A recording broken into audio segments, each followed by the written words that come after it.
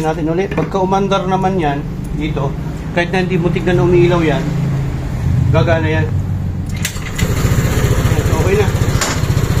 Spark light na preno natin. Meron na. Kabila. Meron.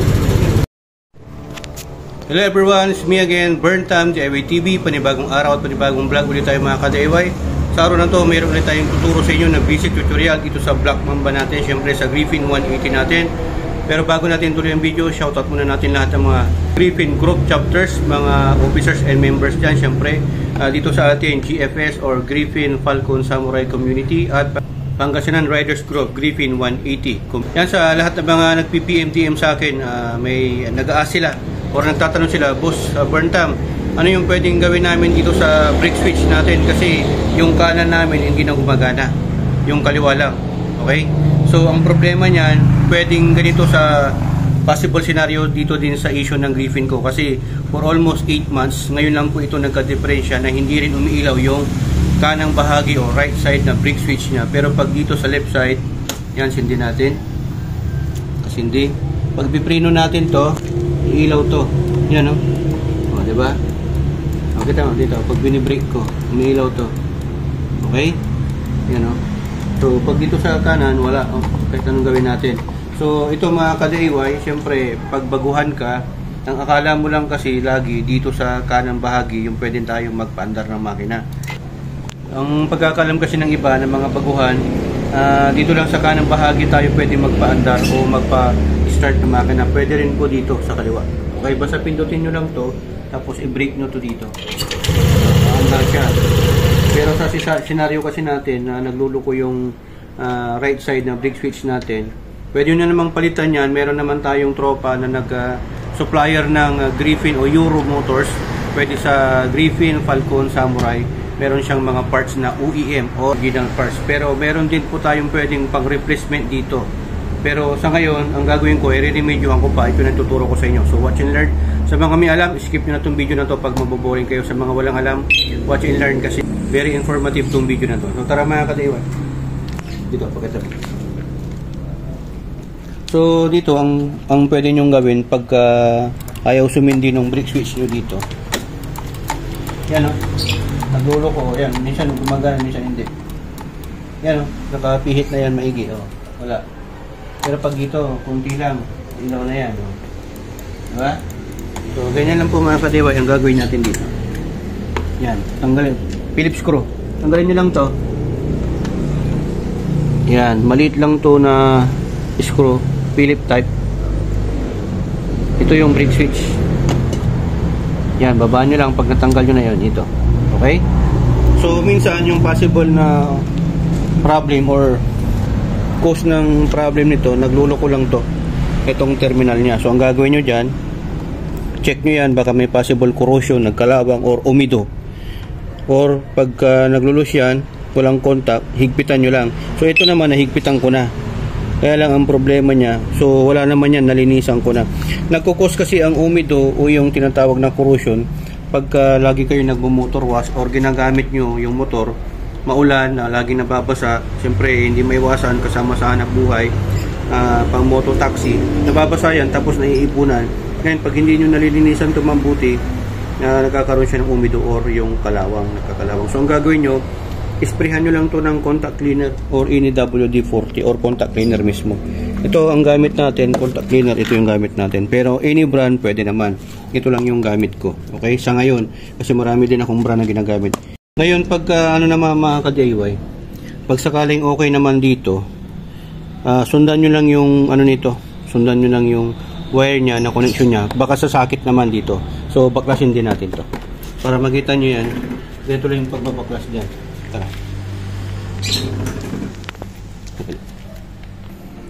So ito.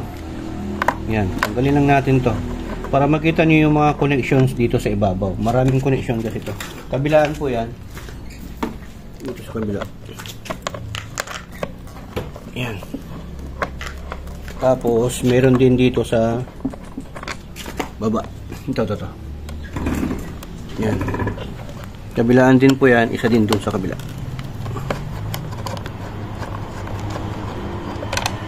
Yan. Dito banda medyo masikip kasi may dalawang wire sa accelerator cable yan eh. Tapos pag natanggal nyo na yung apat na yan, ito yung gagawin nyo mga kadiwa. Angatin nyo lang to pataas, paangat pa ganyan. Yan, huwag kayong matakot, butulog talaga yan. Ingatan nyo lang yung clip.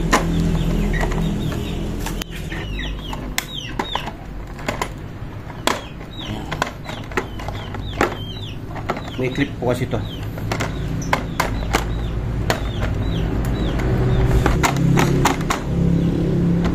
Dito banda masikip na part. Ito. Ingatan nyo na baka puputulan kayo nito kasi ito yung naglalak dyan. So ito hindi na po tinatanggal yan mga kadiway kasi nandyan yung tornilyo niya. So ayan na. Yan ang sinasabi ko. Yan. Susundan nyo lang to kung sakaling nagluloko. Okay? Sa yung sistema nito, yung sa may switch, sa may starter, headlight, sa may idle, starter, ito lang po yung socket niyan. So ito dapat nakatago dyan, cable tie nyo. Tapos ito yung socket. Tapos yung sa instrumental panel, ito yung harness niya, yung socket niya. Dapat din yan nakatago. Okay? Tapos itong green naman, itong white naman na to, sa speed sensor po yan. Hindi rin pwedeng nababasa ito mga ka-device. So ang ginawa ko, tinago kong ganyan. Para pag mag-motor wash ako, kahit pressure washer, o pwede nyo balutan ng plastic to. Plastic, okay lang naman yan. Or tape, balutan nyo. Para hindi mapasukan ng tubig. Tapos ito naman, dito naman, yung switch assembly naman ito. Yung harness nyan. Okay? So, yan lang po yung pwede nyo galawin. So, dito, sundan nyo lang yan pababa. Andyan yung switch nyan. Yung wiring nya. Papunta doon sa dulo. So, ito, nakita na natin. Gagawin natin para gumana to, isprayhan natin, may butas dito. Yan, baka pumasok niya. Maganda, may ano kayo, ganyan, maliit.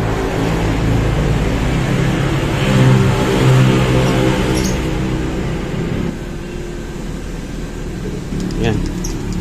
Pasok na natin dito sa butas, isprayhan lang natin. Okay lang na malagyan to, punasan na lang natin. Yan, para kumalat siya dyan sa ilalim. Para kung sakaling yung mga nag-ano dyan, umido or yung corrosion, pababasa niya. Hindi to mag-ground mga kadiway kasi ano po to, nag-evaporate din po ito mga kadiway. Madali po siya mag-evaporate kasi contact cleaner po talaga yan.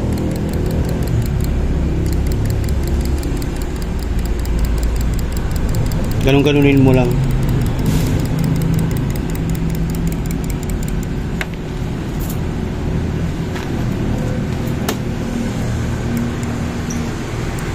Okay. Ito talaga para sa butas yan, para pumasok tong mga ano dito. Kasi may parang spring din yan sa ilalim eh. Yan o. Talagang binabasa ko yan. Binababaran natin. Ini contact cleaner pwede. Tapos ganyan-ganyan ninyo. Para magkaroon siya ng contact. Okay. Ganyan po lang remedyo. Ngayon naman, pagka hindi ito makuha sa ganitong diskarte natin mga ka-DIY, pwede naman tayo magpalit. O order ako nung pang NMAX B1 or version 1. Hindi pwede yung pang Aerox, hindi pwede yung pang NMAX na version 2 or version 3. Kasi magkakaiba po yan. Ang specific, sa pagkakalam po, NMAX B1. Pero tatry ko po muna. Bibili ako, pagka nasira na ito, bibili na ako para nakaabang na. Okay? So, try natin, tignan natin. Dito. Iano mo yung kamay ko, tapos sabay mo to. Pakita mo. Kita ba? Tapos ito. Yan o. Yan o. Gumana na. Diba? Yan, gumana naman ang kadiwa. Yan yung sabi ko sa inyo. Pag nakaangat pala to, dapat iilaw. Pag nakalubog, dapat hindi ilaw. Yan o. Yan yung purpose nan. Parang pag pinipindot mo siya, parang ganito, hindi mo siya pinipindot, dapat hindi umiilaw. Okay? Ngayon, pag pipindutin mo yan, parang ganito, pipindutin natin, palulubugin natin, iilaw dapat to. Diba? So, ayan mga kadewa, nakalabas yung ano doon, yung button niya, yan, nakailaw siya. Okay? So, ganyan po yung sinasabi ko. Kasi nakalabas po siya. Parang ganyan, no, sinasabi ko. Nakalabas to. So, ang gagawin naman natin ngayon ay bu-blower natin.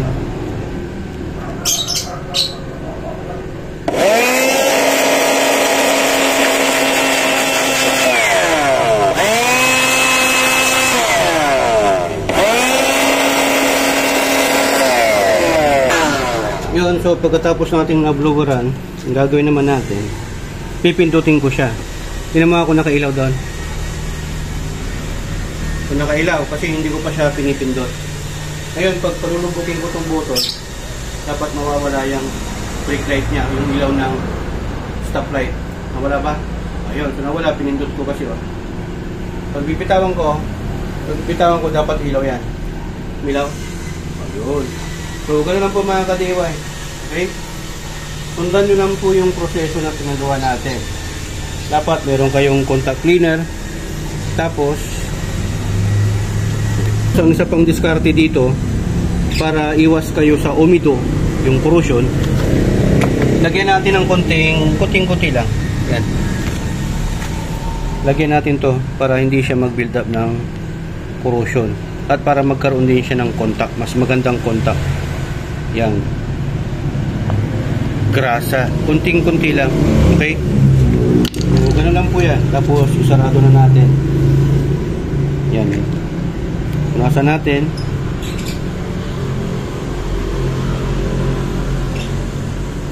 Ito kasing rubber na to, yung tong plastic, saraduhan niya yan para hindi siya nababasa ng tubig kasi magkukus talaga ng kalawang yan.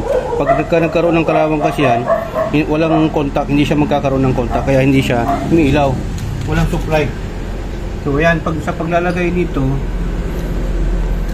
sa kabila, ito to, para may nakalabas dyan na kuntil, dito yan, may guide yan. Ayan o, may butas din siya dito. Yan. Ilalagay lang natin ng ganyan. Tapos ito, dito siya. Kasi yan yung stopper niya. Tapat lang natin.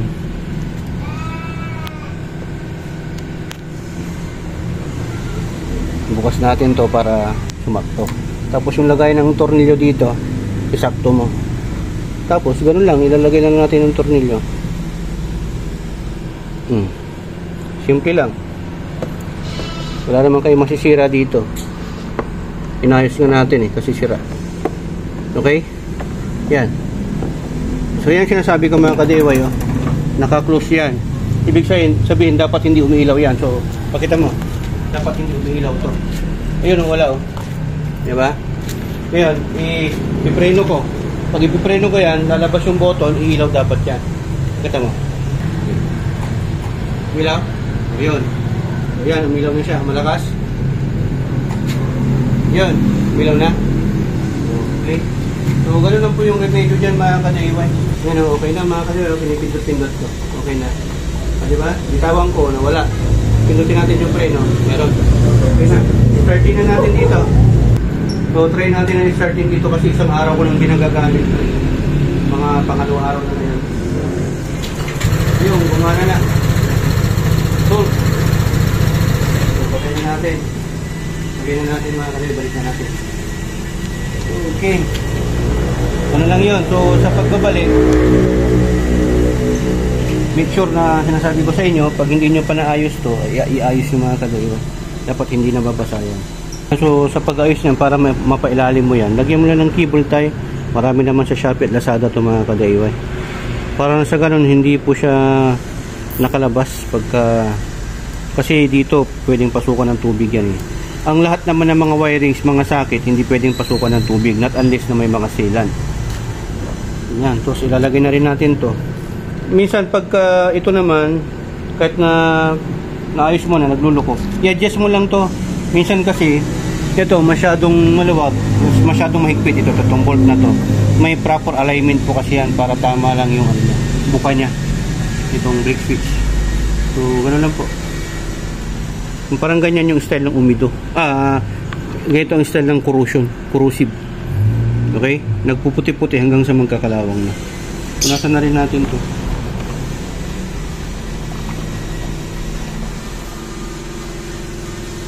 Yan. Kapag nalagay, ganyan lang mga ka-DIY. Balik nyo lang. Unang gawin nyo, syempre, make sure na ito nakalabas. Tama-tama. Tapos, itulak lang natin to. Yan. Tutunog yan. Yun. Yun. Pag tumunog na yan, lagay na natin yung tornilyo.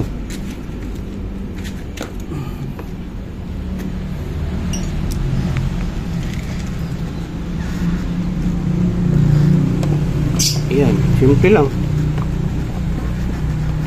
Balik mo lang yung 4 na tornilyo.